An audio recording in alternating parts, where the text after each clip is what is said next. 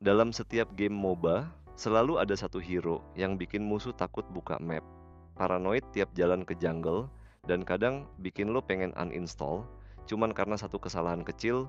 Yep, itulah hero hooker. Dan kali ini, gue bakal kasih tahu kenapa tiap MOBA wajib punya mereka. Siapa sih hero hooker? Hero hooker adalah karakter yang punya kemampuan buat narik musuh dari jarak jauh, biasanya pakai skill linear dengan cooldown tinggi dan efek besar. Hook yang kena bisa langsung jadi pick off.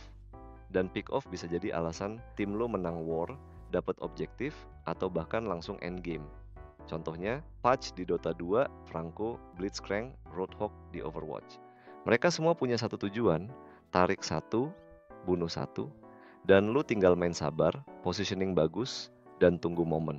Satu hook yang kena bisa ngubah segalanya. Segmen 2, senjata psikologis. Yang bikin hooker serem bukan cuma hooknya, tapi efek psikologisnya. Coba kalian pikir-pikir lagi. Lawan Franco yang sembunyi di semak-semak, lawan Blitzcrank yang hilang dari map selama 20 detik, atau lawan Patch yang ngejungle dari fog, musuh mulai waspada. Jalan lambat, rotasi jadi kaku. Mereka bahkan lebih sering buang spell escape duluan, padahal belum tentu hooknya dilepas. Hook itu bukan cuma alat, tapi ancaman permanen. Lo nggak perlu dapet kill buat bikin musuh takut. Di salah satu pertandingan penting MPLPH, Yawi, roamer dari Echo, pakai Franco dengan gaya brutal. Dia berhasil tarik gold laner lawan pas lagi setup turtle.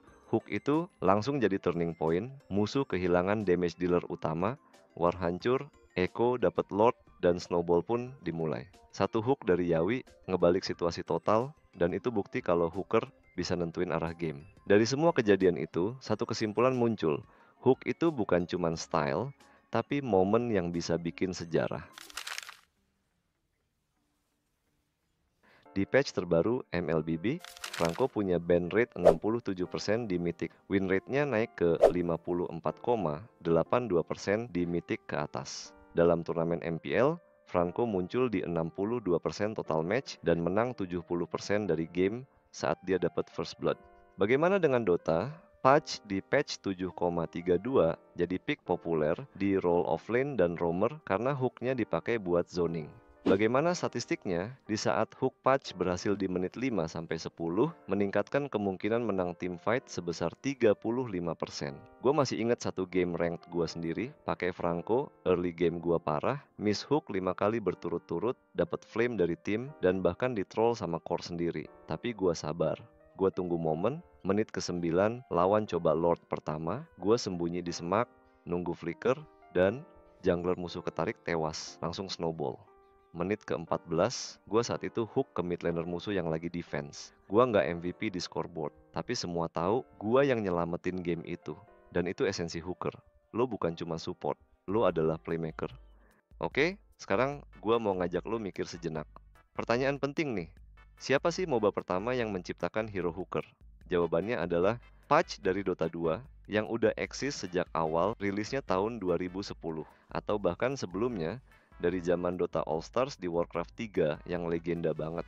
Dan kalau lu pikir-pikir, setelah itu banyak MOBA lain ikutan bikin versi hooker mereka. Franco di Mobile Legends, Blitzcrank, bahkan hero-hero mirip di Arena of Valor dan Wild Rift. Jadi pertanyaannya, apakah hero hooker di MOBA lain itu plagiat?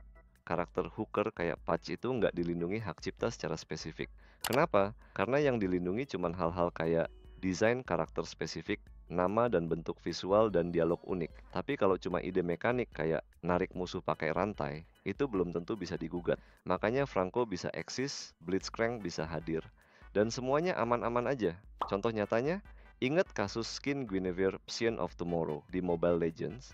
Skin itu dituntut sama Riot Games karena mirip banget sama skin dari Ahri di League of Legends. Dan enggak cuman itu, Riot bahkan udah beberapa kali gugat Moonton gara-gara desain karakter mirip, map layout serupa, hingga promosi dan UI yang katanya mencontek. Tapi kenapa hooker nggak kena tuntutan? Simple, karena Valve-nya Dota kayaknya santai aja. Tapi jujur ya, agak serem juga ngomongin ini di video. Bayangin aja kalau tiba-tiba developer Dota lagi scroll YouTube, terus nonton video ini, terus mikir, bener juga ya, itu Franco mirip banget sama Patch. Dan akhirnya Munton kena tuntut juga. Waduh, itu sih. Gue langsung pura-pura nggak kenal video ini. Kenapa hooker itu penting? Bikin tekanan di map, counter hero, lincah, bisa jadi inisiator tanpa harus buka war besar. Tanpa hooker, game bakal monoton. Team fight terlalu rapi, nggak ada kejutan. Hooker bikin game tetap liar, tetap menegangkan. Gua percaya setiap MOBA butuh hero hooker. Bukan karena mereka kuat, tapi karena mereka ngasih rasa takut dan harapan. Satu hook bisa bikin satu game berubah. Dan itulah yang bikin mereka tak tergantikan. Gua Exemon, dan ini tadi ulasan gua tentang hero hooker di dunia MOBA. Kalau lo punya pengalaman hook paling epic atau trauma ketarik dari Smack, langsung tulis di kolom komentar. Gue bakal bacain. Jangan lupa like, share, dan subscribe biar lo nggak ketinggalan konten-konten lainnya.